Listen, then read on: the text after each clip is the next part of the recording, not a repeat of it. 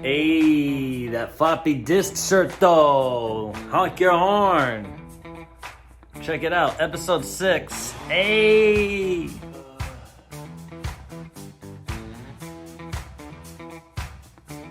So security just came over and said I can't be taking photos on the property because the tripod makes it look so professional.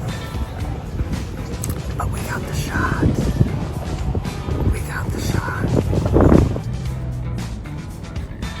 Looking good, feeling good. Vader, oh Vader.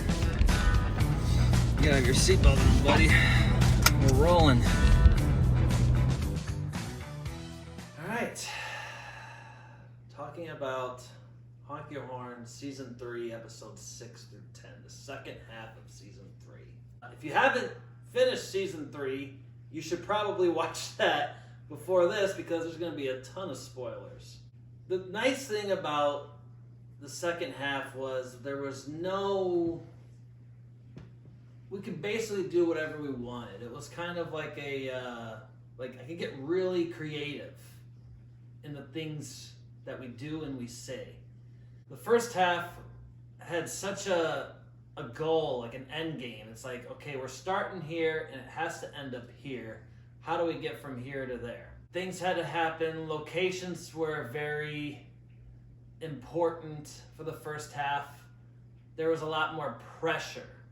A lot of hours, a lot of time spent in the car, which is great because that's the name of the show, Honk Your Horn. And it was a road trip, so things had to happen on the road trip. It wouldn't be a road trip if we didn't break down, not once, but twice. It wouldn't have been a road trip if we didn't sneak into an Airbnb by a kid that runs the Airbnb and has a mom with a shotgun. We will sleep in the closet again! No! I'm gonna get... The second half, though, was like, all right, we're in LA now. It's a real sitcom. It's officially back to the sitcom. Same thing with season 1 of this show. Everything was happening in the car. We could do whatever we want. We didn't have to go anywhere. We didn't have an end game. The first whole season was skits. Now we can do that and more with episodes 6 through 10 of season 3. I knew right off the bat, one of my favorite places to be, the beach. Of course we gotta do the beach. It was not as fun as it looked. On camera it looks great, looks relaxing. There's nothing relaxing about filming a web show on a beach. I had to bring extra towels to make sure that my tripod wasn't just sinking in sand. Then I had to make sure, shadows were good. To make sure the shadow of the camera and the tripod weren't in the shot, which they were, slightly. You'd have to really be looking for it.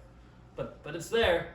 There was just a lot going on at the beach, which is great because we wanted that atmosphere, which is why we had to have that shot behind us looking towards the ocean and everybody else. Vader was, snoozing. The sunset shot we got super lucky with because the sunset was great. What I was nervous about, the filming of it, of Vader and Dan on the ledge. If someone bumped into me and then I bumped into Vader, Vader's in the Pacific Ocean. There was no safety net for him.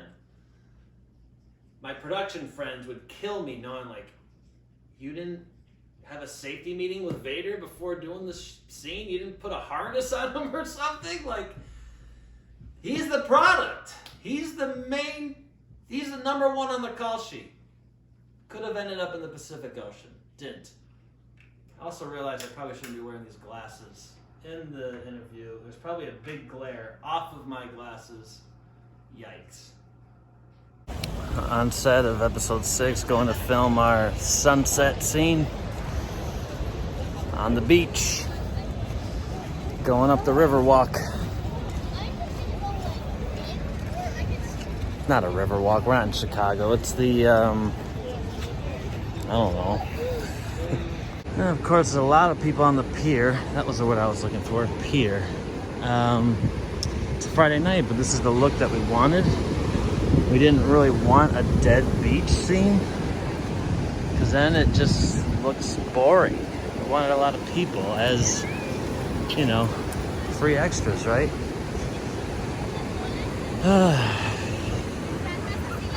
This should be the last scene. If there's any pickups, we'll figure that out later. So we got the sunset shot, but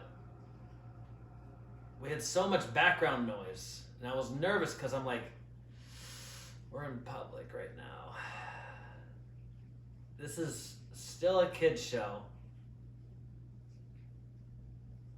but also I can't control what's going on around me. This is called guerrilla style filming. These people better not curse. And I swear I watched the clip a bunch of times and I kept listening and I didn't hear anyone curse, thank God. And I didn't hear anyone talk about like things that you shouldn't be talking about in a kid's show. But that sunset was just beautiful. I have so much footage of that sunset because obviously I had to stand there and let the sun go down, but it was just amazing. We got super lucky. It could have been cloudy. Would I have came back for that sunset if it was a stinky sunset? Probably. And then the finale. Should I get into that now? Should I tell them about the finale now? No, let's wait till the finale.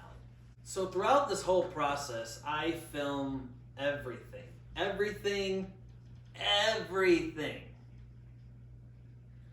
Brittany did help me make sure that my shot was framed up correctly.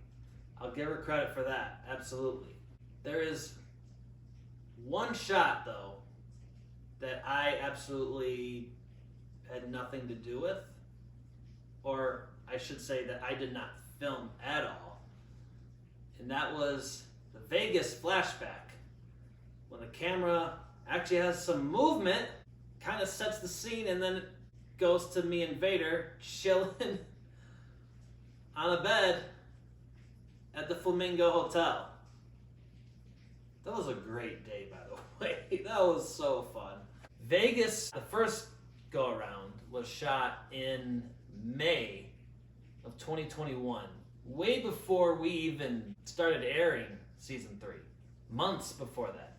And I've learned over time, I've been places where I'm like, this would be a great setting and time to do something for the show. But Vader's not here. Because, he's off being a celebrity. Doing signings, going places and getting free food. Other stuff that I cannot even mention. He's a real ladies' man. And he's a great wingman. Believe it or not, he's a great wingman. So we did all that stuff. You can't imitate Vegas anywhere else. You have to be in Vegas. And it turned out pretty good. I love the shots with Vader in the different outfits. I knew when I wrote that episode, I was going to have to buy a bunch of stuff for him. And I'm thinking, where am I going to buy all this stuff other than the obvious place to, at least in my mind, to first look at, which is Build-A-Bear.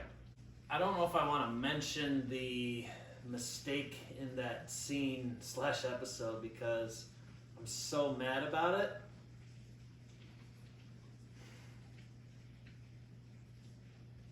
No, let's see if people figure it out.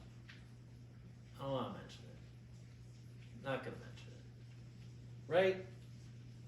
No, you don't. I'm lucky that they don't understand you, and I do. Because you just spoiled it. One of the coolest parts about episode 8 is, the whole episode is about a bobblehead. My father is a huge bobblehead collector. He got into it because we went to all these Cubs games that gave away bobbleheads, and he just was so fascinated by it. And this bobblehead was gifted from a friend of mine in Tulsa. She's a good friend of mine in Tulsa, Oklahoma, and she was like, I know you're a big Star Wars fan. I don't really need this anymore. I'm like, I'm gonna find a way to put this into the show. Because I think it would be hilarious if he got jealous over a bobblehead. Something as stupid as a bobblehead. I think one of the most impressive parts of that episode is we never taped down the bobblehead. I didn't really want to. I'm like, this is my car. I want to make sure if I do tape it down, it's got to be with tape that's not going to ruin my dashboard. This is a brand new car. I just didn't want to do it if I didn't have to. I think it fell over maybe once or twice, but like it held on pretty nicely. The shopping stuff. Man, I'll tell you, to try to make a show without masks is a little difficult. I mean, we had the occasional mask in the first half of season 3, but I was very like, no masks in the second part. Just, I don't want it. I don't want it. And being in Target, I was trying to be respectful by keeping my mask on as much as I could for those around me, and then try to find a good spot to where, okay, I can film here, quickly do the mask off, quickly do the shot, put the mask back on. So many times in between those little fast cuts, I'm putting the mask back on, taking it off, mask on, taking it off. It's repeatedly. But we got it. Snapchat exclusive right here. Vader, why are you eating my nuts? I mean, it is really a bag of nuts. We're waiting to go back to set for episode 8. We're just waiting for the director to, or the AD to call us back to set. But we're here. Stupid excited about episode 6 coming out 2 weeks from tomorrow. What's up? Yeah, buddy. It's gonna be wild. It's gonna be funny. It's gonna be different, I guess. Some of the best content we've ever created. Yeah, we'll see you soon. Actually, I think they're about to call us back, so we gotta go. Bye. The date stuff was a trip. I had at least two actresses in mind. Not gonna say who, and they both failed me.